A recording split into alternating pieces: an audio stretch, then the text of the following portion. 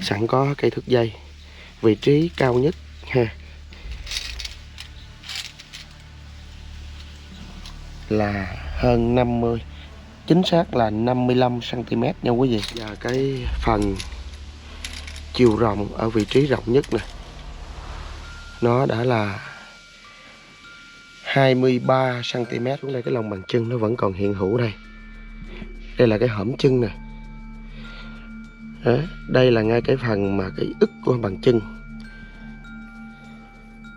Nếu thật sự các dấu chân này được để lại bởi một sinh vật huyền thoại có thật trên quả địa cầu với kích thước là chiều dài khoảng 50 cm như thế này, thì ít nhất người này phải cao khoảng 5 mét.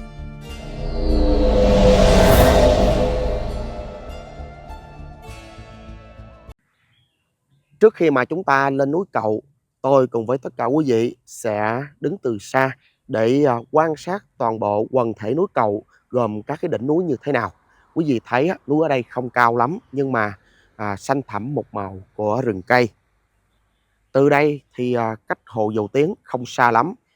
Đứng trên khu vực quần thể núi này có thể trông rõ được cái mặt hồ Dầu Tiếng ở bên dưới.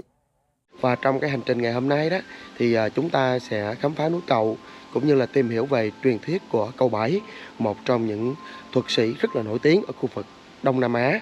Ngoài ra thì trên núi Cậu này vẫn còn dấu tích của những cái bàn chân người khổng lồ. Vậy thì sự thật câu chuyện về huyền thoại của Cậu Bảy Tây Ninh và dấu chân người khổng lồ sẽ như thế nào sẽ có trong video của ngày hôm nay. Rồi bây giờ thì xin mời tất cả quý vị cùng với tôi, chúng ta sẽ khám phá chùa Thái Sơn ở núi Cầu trước. Sau đó chúng ta sẽ đi tìm dấu chân người khổng lồ và tìm đến nơi thờ tự Cậu Bảy Tây Ninh, một nhân vật rất nổi tiếng nha quý vị. Rồi xin mời tất cả quý vị.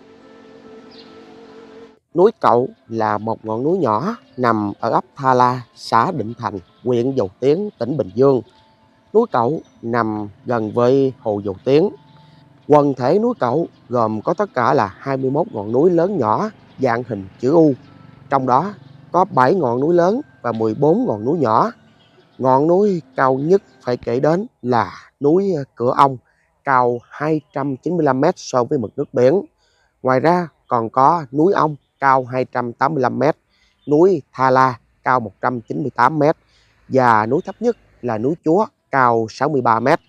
Chính vì nơi đây là nơi xuất tích nhân vật là Cậu Bảy hay là Cậu Bảy Tây Ninh, cho nên ngày nay quý vị lên núi Cậu mà tham quan chùa Thái Sơn đó, ở ngay khu vực chánh điện, bên trái ghi là núi Cậu nhưng là bên phải ghi là Thất Sơn. Quần thể núi Cậu xuất phát từ nhân vật phi thường trong giới tâm linh quyền thuật được gọi là Cậu Bảy. Tuy nhiên cho đến ngày nay thì gốc tích thật sự của Cậu Bảy thì vẫn còn là một điều vô cùng bí ẩn. Suốt hàng trăm năm qua, các nhà khảo cứu văn hóa lịch sử lại bỏ qua nhân vật kỳ lạ này. Chỉ biết rằng từ cái thợ mà khai quang đó thì người ta đã thấy trên đỉnh núi Cậu có một cái hang đá và có một miếu thờ nhỏ ở bên trong và thờ Cậu Bảy. Bên trong thì có một bức tượng được cho là Cậu Bảy đang thủ bộ võ. Người ta gọi vị đạo sĩ này là Cậu Bảy hay là Cậu Bảy Tây Ninh. Hàng trăm năm nay đó thì trong cái cõi tâm linh của giới quyền thuật ở Việt Nam đó, Cậu Bảy Tây Ninh được xem là một vị Bồ Tát của người Việt. Pháp sư phái Trà Kha của người Khmer gọi Cậu Bảy là Tà Bay. Còn pháp sư theo trường phái Bùa Lèo gọi Cậu Bảy là La Bay. Còn pháp sư theo trường phái Bùa Sim thì lại gọi Cậu Bảy là Khạo Bay. Trong cái khẩu quyết thần chú của nhiều trường phái quyền thực, các pháp sư vẫn cầu tên của Cậu Bảy trong số hàng trăm vị thần tướng. Nói đến đây, nếu như mà nhắc về cái giới tâm linh quyền thuật á, thì người Trung Hoa xem Quan Công là vị thần tướng có uy lực nhất trong số các vị thần. Còn trong giới pháp sư, thuật sĩ của vùng Đông Nam Á thì lại xem Cậu Bảy là người có uy lực vô song. Tài thuật cũng như là sự tinh thông về quyền thuật của Cậu Bảy đã có danh tiếng hàng trăm năm nay. Có thể nói Cậu Bảy là một trong số các tổ sư của giới quyền thuật phương Nam. Cho nên á, thì hàng năm cứ đến cái ngày là mùng 7 tháng 5 âm lịch, ngày giỗ của cậu Bảy, hàng nghìn người từ khắp nơi lại đổ về núi Cậu để lễ bái. Trong số những người trở về đây đó thì lại có những cao tăng đắc đạo, và có các cái vị thuật sĩ và các cái vị mà tu theo cái phái tâm linh đó, họ đến đây để xin là cậu Bảy chứng cái quả đắc đạo cũng như là thăng cấp. Ngoài ra tại quần thể núi Cậu này vẫn còn những cái dấu chân khổng lồ đầy bí ẩn. Cho đến ngày nay thì vẫn chưa có một nghiên cứu nào kết luận rằng dấu chân này thuộc về ai và tại sao những dấu chân khổng lồ này lại được in trên đá. Cho nên là càng về cuối video thì câu chuyện sẽ càng hay. Quý vị đừng bỏ qua nha quý vị. Chúng ta sẽ tìm về các cái dấu chân của người khổng lồ. Và ở phía trên miếu thờ cậu Bảy thì vẫn có một gian thờ nữa ở trên cùng, đó là trên lầu quý vị ha. Thì đây là tôn tượng của cậu Bảy Tây Ninh, một nhân vật rất là huyền thoại với nhiều cái tài phép. Cho đến ngày nay khi nghiên cứu về nhân vật cậu Bảy, người ta chỉ dừng lại ở cái truyền thuyết dân gian. Thì có đến 3 cái truyền thuyết theo từng cái giai đoạn truyền khẩu cho đến ngày nay. Thứ nhất là theo dân gian đó thì cho rằng cậu Bảy và bà Lý Thị Thiên Hương, tức là bậc thánh trấn giữ núi Bà Đen ở Tây Ninh, lại có mối quan hệ mật thiết với nhau. Cậu Bảy đó tên thật là Lê Sĩ Triệt. Ông là con nuôi của nhà sư Trí Tân, trụ trì một ngôi chùa ở lưng chừng núi Một, tức là núi Bà Đen. Ngày xưa đó núi Bà Đen có tên khác là núi Một. Sư Trí Tân vốn là một võ quan của nhà Nguyễn đã ẩn tu. Trong một chuyến ngài đi xuống núi quá trai và trên đường trở về đó thì nhà sư Trí Tân đã trông thấy ven một tảng đá có một bé trai sơ sinh vẫn còn sống và đang nằm khóc giữa hai tử thi của một đôi vợ chồng. Nhà sư Trí Tân đã đem đứa bé về chùa nuôi dạy và đặt tên là Lê Sĩ Triệt. Tại chùa thì cậu bé Lê Sĩ Triệt được học cả văn lẫn võ và các cái quyền thuật. Cho nên ngày nay khi mà viếng chùa Thái Sơn thì sẽ còn một cái bức tượng được xem là cái gốc tích của cậu Bảy. Bây giờ thì mời quý vị đến với cái bức tượng nhà sư đang ẵm bồng đứa bé nằm ở phía sân sau của chánh điện nha quý vị. Thì bây giờ chúng ta đến đó.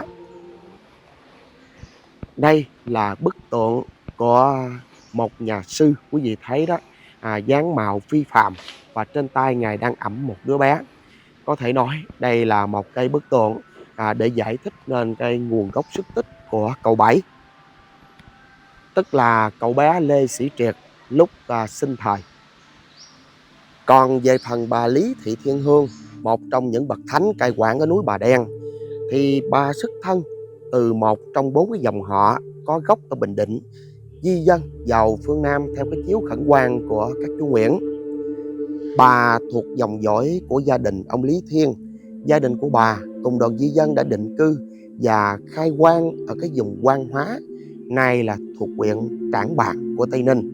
Thời điểm đó thì quan trấn nhậm cái vùng đất này là Hà Đảnh đã thấy mẹ của bà Thiên Hương, tức là bà Đặng Ngọc Phụng, vợ của ông Lý Thiên, xinh đẹp, cho nên đã tìm cách sát hại cha của bà, bắt mẹ của bà làm hầu thiếp.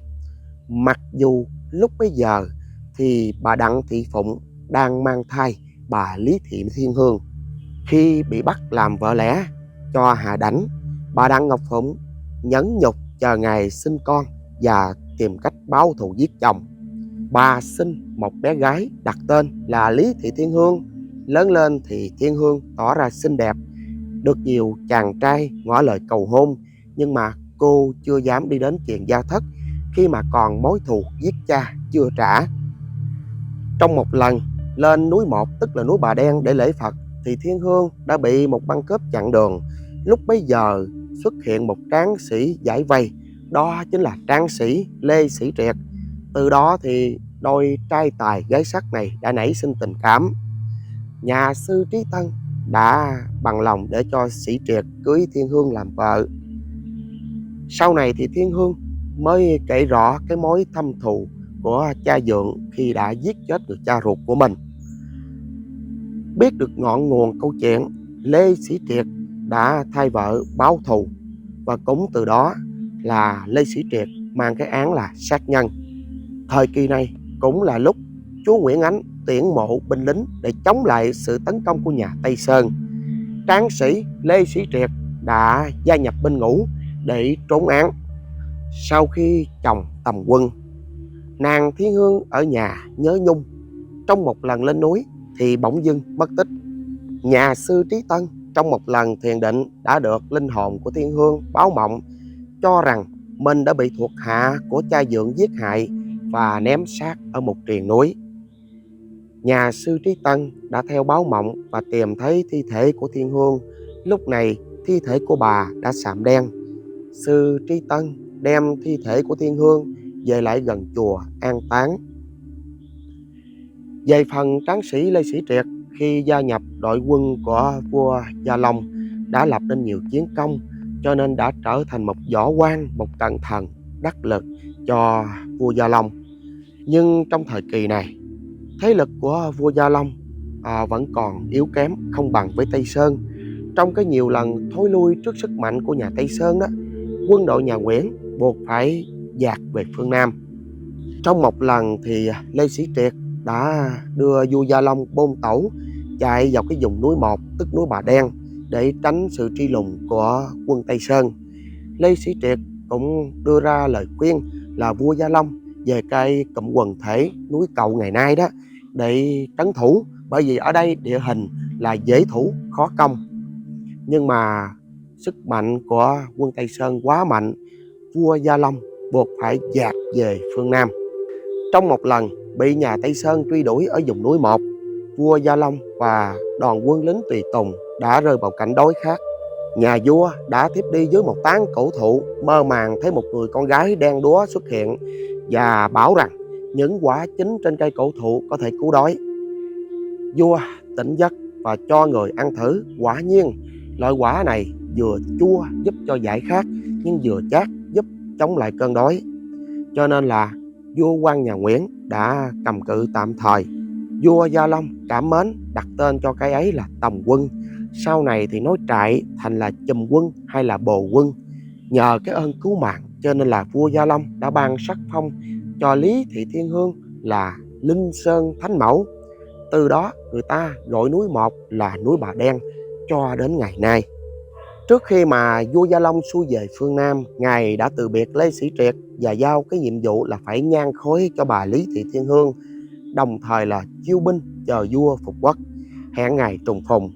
Sau này thì quân Tây Sơn cũng tràn lên núi nhằm tiêu diệt tàn quân của nhà Nguyễn. Ông Lê Sĩ Triệt phải rời núi Bà Đen và lánh sang núi Yên Ngựa, tức là quần thể núi Cậu ngày nay. Tại đây thì ông đã tìm đến một ngọn núi cao nhất để ẩn thân, tu luyện phép thuật âm thầm, tuyển mộ binh lính, rèn luyện đao kiếm. Để che giấu tung tích, ông Lê Sĩ Triệt chỉ xưng là Cậu Bảy, chính là nhân vật được thờ phụng và tôn kính cho đến ngày nay. Cũng theo truyền thuyết dân gian xưa kể lại, thời xưa đó thì núi Bà và núi Cậu thì gắn liền với nhau. Bà Lý Thị Thiên Hương và cậu Lê Sĩ Triệt thường xuyên đấu phép với nhau. Cậu thì quá phép cho núi Bà ngày càng cao lên, còn bà thì quá phép biến thành hàng ngàn con gà sang núi Cậu để đào bới chỗ ở của cậu. Chính vì vậy mà cái địa hình ngày nay ở khu vực núi Cậu quý vị thấy có vô số tảng đá lồi lõm không theo bất kỳ một thứ tự nào, giống như là có một đàn gà khổng lồ đã xới tung cái vùng núi Cậu. Cũng chính cái giai thoại dân gian này cho rằng hai người đã thường xuyên đấu phép, cho nên là trong những cái trận tỷ thí long trời lở đất, hai người đã lưu lại những cái dấu chân khổng lồ cho đến ngày nay vẫn còn rải rác ở quần thể núi Cậu và cả núi Bà. Còn cách giải thích thứ hai về nguồn gốc của Cậu Bảy đó là vào thời Pháp mà đánh chiếm Nam Kỳ lục tỉnh, Cậu Bảy chính là ông Cử Đa, tức là Nguyễn Thành Đa hay là Nguyễn Đa. Ông là một người đã thi đỗ cử nhân thời vua Tự Đức. Ông là một trong những người tham gia phong trào khởi nghĩa chống thực dân Pháp ở Nam Kỳ vào nửa cuối thế kỷ 19 và được người đời coi như là Phật sống. Theo các ghi chép cho rằng, sau khi mà các cuộc khởi nghĩa của ông Trương Định, Võ Di Dương, Nguyễn Trung Trực, Trần Văn Thành, Thủ Khoa Huân lần lượt tan rã, ông Cử Đa thì lực bất tòng tâm, đành xác định con đường riêng của mình. Ông đã lưu lạc ở nhiều tỉnh Nam Kỳ, di chuyển khắp các vùng núi để vừa tu luyện phép thuật, vừa tuyển mộ đệ tử để làm binh lính kháng Pháp sau này. Có khi thì ông về vùng Thất Sơn, có khi thì ông về vùng núi Bà Đen. Trong một lần ông về vùng Thất Sơn, ông đã bị thực dân Pháp truy lùng. Cử Đa vì thương dân chúng quanh vùng, không muốn vì mình mà liên lụy, cho nên là ông đã không chống lại thực dân Pháp, bèn từ giá đệ tử và rời khỏi vùng Thất Sơn, rồi ra Phú Quốc. Sau đó ông Cử Đa lại đến vùng núi Tà Lơn, tức là núi Bo Kho, thuộc địa phận tỉnh Campuchia của Campuchia. Đây là một vùng núi huyền thoại mà giới tu hành và cả những người tu tiên xem là nơi hội tụ linh khí của đất trời, lý tưởng cho việc tu luyện phép thuật và giác ngộ đắc đạo. Năm 1896, cụ Cử Đa đã gặp được Minh Sư, xin được quy y và được ban cho cái pháp danh là Ngọc Thanh. Thời kỳ này, ông bị thực dân Pháp truy lùng gắt gao, cho nên ông đã cải trang với cái tên là Sư Bảy để truyền đạo. Cụ Cử Đa đã thu nhận nhiều tín đồ ở núi Tà Lơn cũng như là khu vực núi Bà Đen, núi Cậu, và ông thường xuyên di chuyển qua các cái ngọn núi này. Cho nên cũng theo giai thoại này, ông Cử Đa hay là Sư Bảy được cho là đã để lại rất là nhiều dấu tích ở các cái vùng núi Cậu. Cho nên là nguồn gốc của cậu Bảy, có người cũng cho rằng cậu Bảy chính là ông Cử Đa, cũng là một người có rất là nhiều cái quyền thuật giỏi võ, lại có khả năng là cưỡi hổ để di chuyển khắp vùng. Ngày nay thì tại khu vực miếu thờ cậu Bảy vẫn có miếu thờ của thần hổ. Còn theo cách giải thích thứ ba về nguồn gốc của cậu Bảy, tức là vào những năm đầu thế kỷ 20, thì cái vùng rừng núi Tha La là một cái vùng rừng thiên nước độc, ít ai bén mảng tới.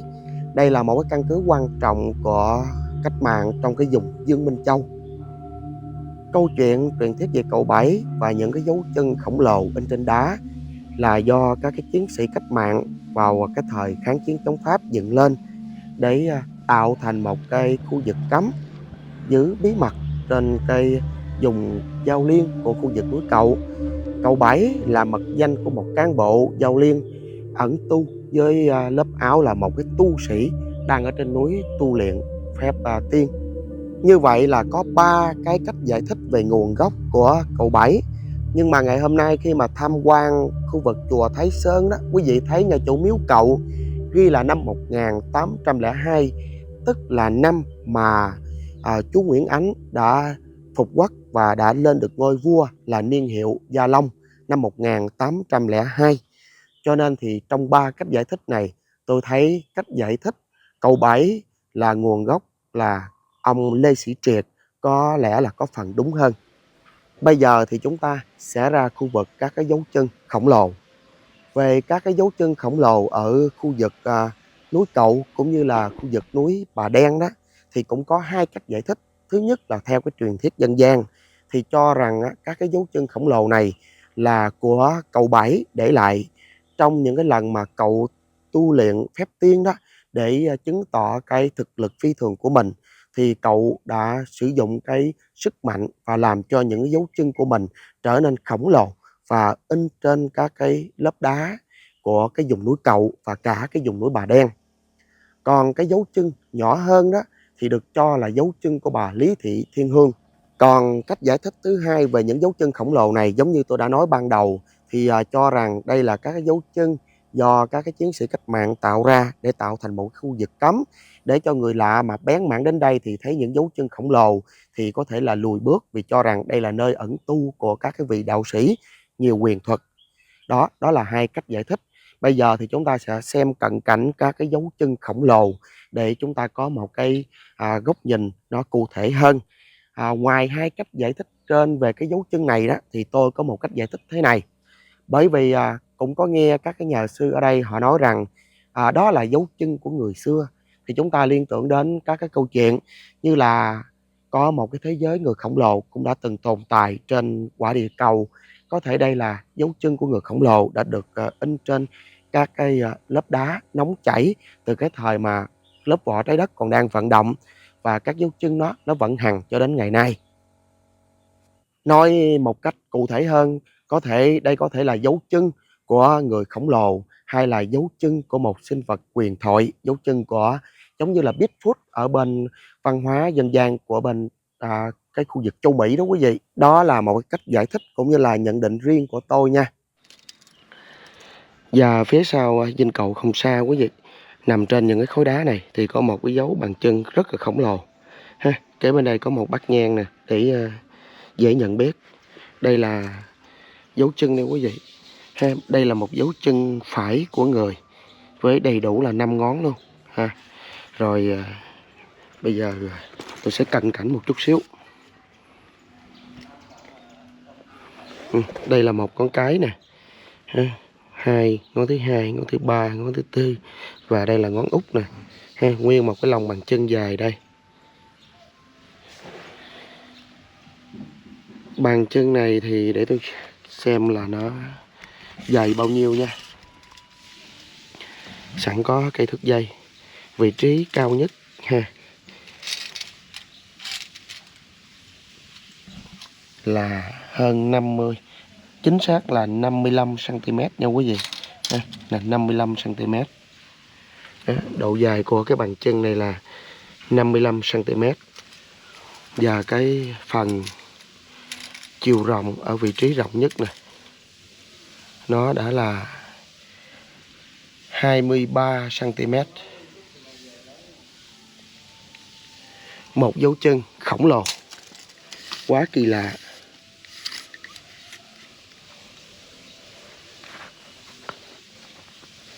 Đây là bàn chân của một người bình thường đây. Đây là đôi dép của tôi nè ha, bàn chân của một người bình thường. Và đây là bàn chân ở trên núi Cậu.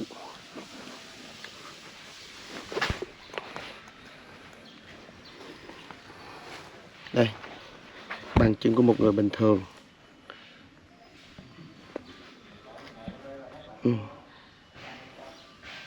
Không là gì hết.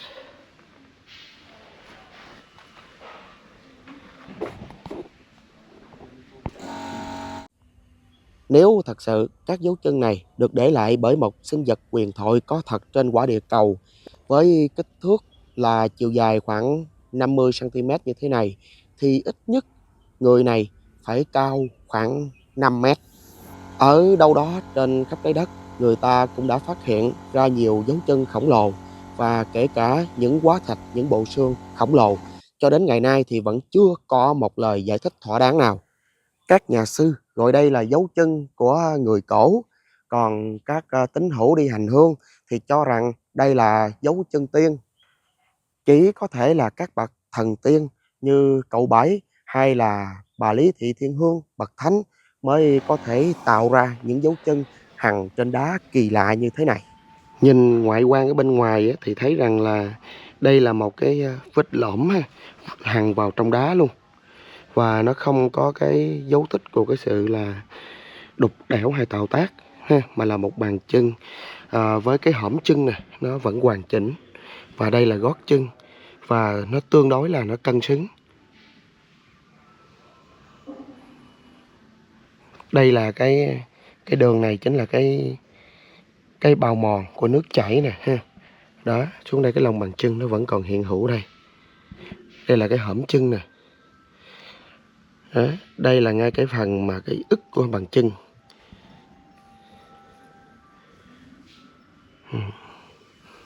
Gót chân, và cái gót này á, ngón cái thì nó hơi chết về phía bên trái một chút xíu. Vẫn đầy đủ các cái tư thế.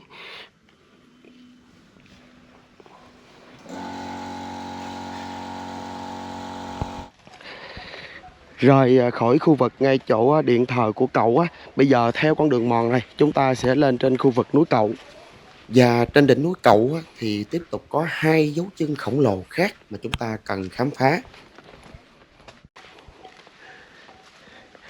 Núi này thì không cao lắm quý vị, chỉ tầm khoảng độ 400 mét thôi.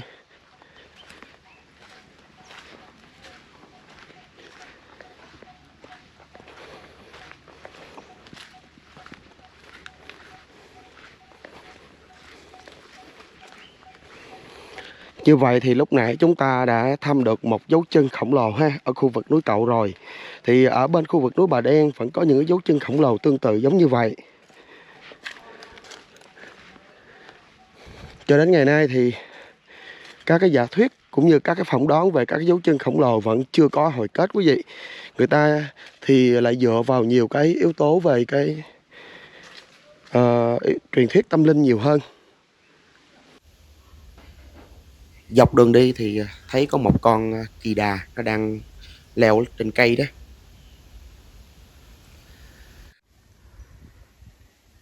Đứng từ trên đỉnh núi Cầu á, thì quan sát được rất là xa ở khu vực lòng hồ Dầu Tiếng đúng quý vị.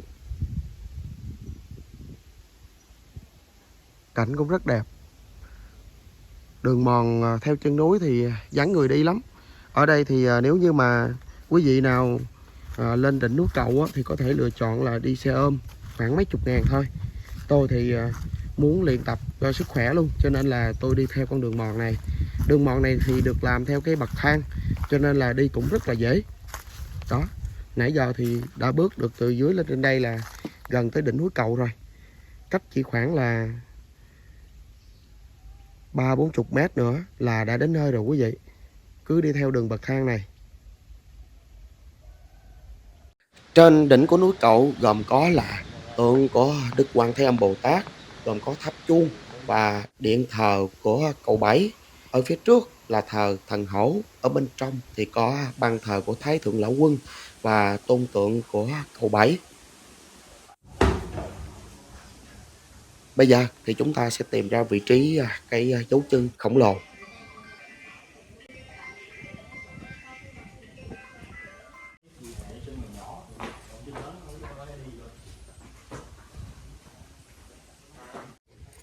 Dấu chân này dài là 40 cm. 40. Dấu chân này là trên núi Cầu, trên đỉnh núi Cầu.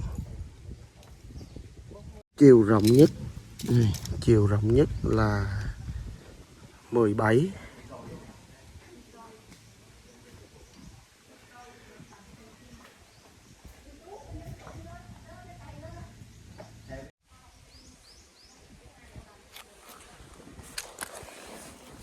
Dấu chân này thì vẫn rõ cái ngay chỗ là cái đường khuyết giữa hai cái ngón chân nè, khi mình dẫm xuống là giống như là bùn á, thì nó khuyết nhọn á, hai bên đây.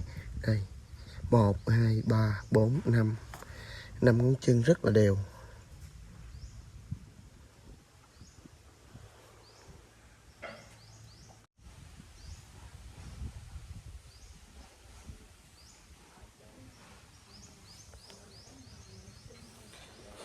Đây là cái lòng bàn chân nè, nó vẫn nhô cao. Và đây là cái ức bàn chân nè, nó bị lõm vào. Đây là gót chân.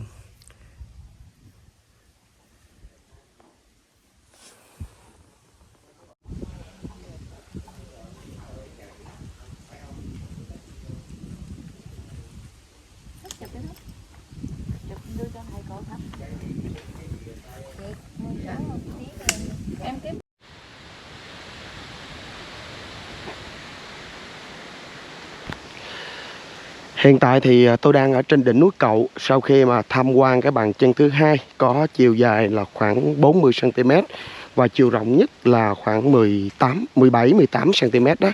Bây giờ một cái dấu chân thứ ba nữa. Dấu chân này thì ở trên đây á, là họ gọi là bàn chân tiên ha. Thì bây giờ mình sẽ lại xem ngay chỗ bàn chân tiên nó như thế nào.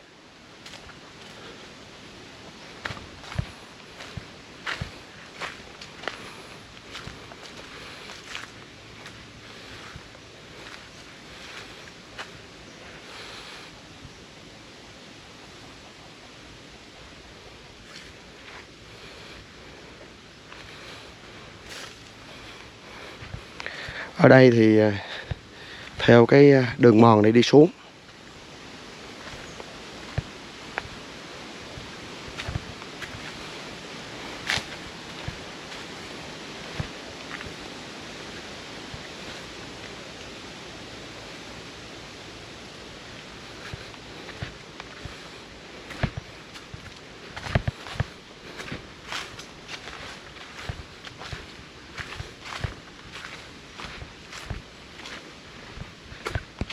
Ở trong đây hả cô?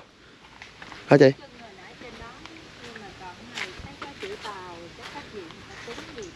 À,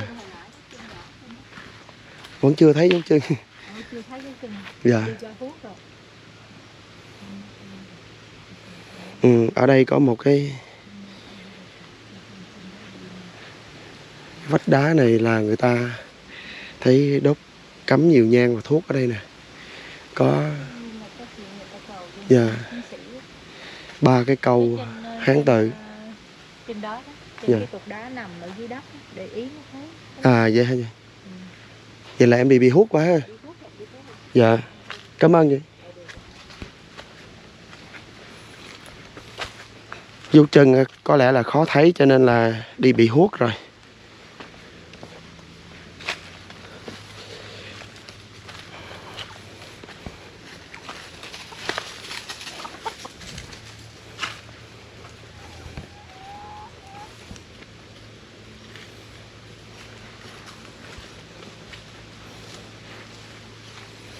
À đây. À dấu chân đây nào quý vị. Dấu chân này thì nó lại tương tự như là dấu chân của một người bình thường. Và dấu chân này được xem là một dấu chân đẹp hoàn hảo nhất trong 3 cái dấu chân nãy giờ chúng ta tham quan. Thứ nhất là quý vị thấy nè, tôi chưa đo cái kích thước, nhưng mà quý vị thấy cái phần mà ấn xuống cái mặt bề đá đó, đây là cái loại đá granite nha. Cái gót chân rõ, tròn, gót đây rất là tròn, rõ. Thứ hai là cái lõm bàn chân nè. Đây cái lõm bàn chân, khi mà cái lõm bàn chân mình in xuống đất á, thì cái phần này nó sẽ, mặt đất nó sẽ nhô cao hơn một tí xíu. Đây, nó có một độ cong lên. Đây và ức bàn chân. Đây là khi mà cái tư thế là người bước xuống cái dốc, cho nên là cái ức bàn chân nó sẽ hằn khuyết sâu hơn vào trong bề mặt đá. Thứ ba, vị trí của các ngón rất là đều. Thứ nhất, ngón cái thứ hai, ngón thứ ba, ngón thứ tư, ngón thứ năm. Và ngón cái này thì tương đối thẳng, hướng về phía trước. Và các ngón còn lại rất là đều. Và đặc biệt quý vị thấy nè, đây thì giữa các cái ngón chân là các cái vết hằn này nó vẫn còn là vẫn còn một cái gờ, giống như khi mình dẫm lên bùn quý vị sẽ thấy được là cái phần khuyết này nó nhô cao, là này là cái phần giữa hai ngón chân đó. Đây được xem là một cái vết chân mà hoàn hảo. Vết chân này gọi là vết chân tiên.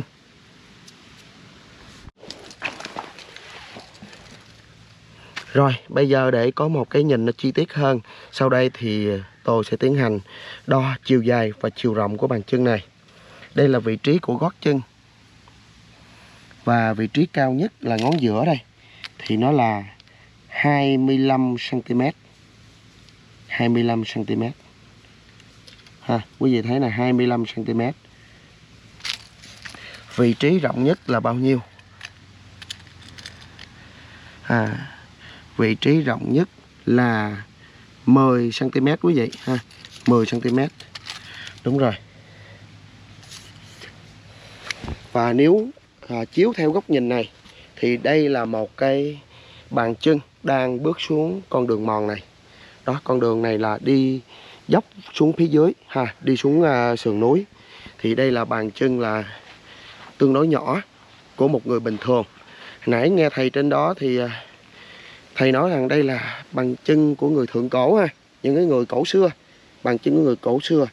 Thì bàn chân này vẫn nhỏ hơn bàn chân của tôi. Tôi nghĩ rằng đây là bàn chân giống như là của một người phụ nữ đó.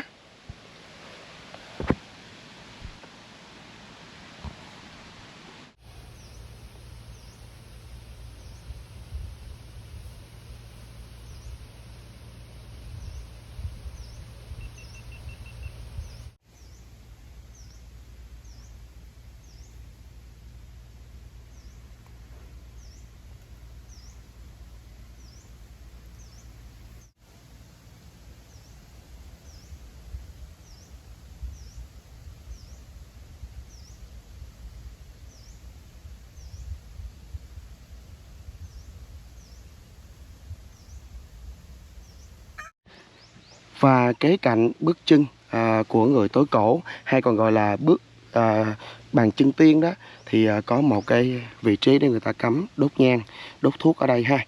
Thì nhiều du khách hành hương họ đến đây, họ cũng ngồi tịnh tâm thiền định ở đây và cũng đến chiêm bái bàn chân này. Đây được mệnh danh là bàn chân tiên trên đỉnh núi Cậu. Bây giờ thì chúng ta sẽ bước lên vị trí ngay chỗ điện thờ một chút xíu.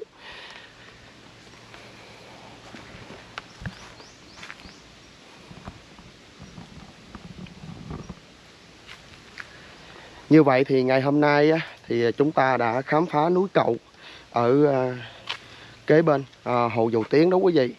Đây là một trong những thắng cảnh cũng khá nổi tiếng, nhưng mà cái đường đi cũng khá xa quý vị ha. Từ Sài Gòn lên trên đây thì chạy cũng cả hơn 2 tiếng đồng hồ mới đến. Chắc có lẽ tôi chạy chậm. Và trong cái hành trình này đó thì chúng ta đã tìm được 3 bàn chân. Một bàn chân khổng lồ nằm ở ngay chỗ phía sau điện thờ ở chùa Thái Sơn, ngay chỗ miếu Cậu. Một bàn chân thứ hai là bàn chân ở vị trí điện thờ của Cậu, nhưng mà ở trên đỉnh của núi. Và bàn chân thứ ba như lúc nãy chúng ta đã tham quan, được gọi là bàn chân tiên. Đây là những cái bàn chân rất là bí ẩn, cho đến ngày nay thì vẫn chưa có một giải đáp nào được xem là xác đáng cả.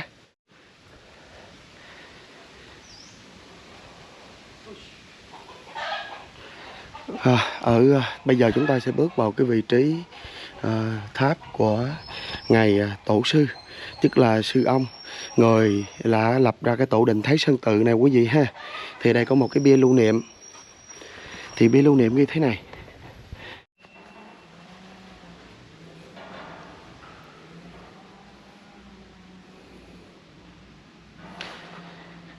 Đây là nơi an nghỉ của tổ sư ha. Người ta làm một cái vòng thành bằng sắt bao quanh. Ngài được nằm an nghỉ ở trong đây.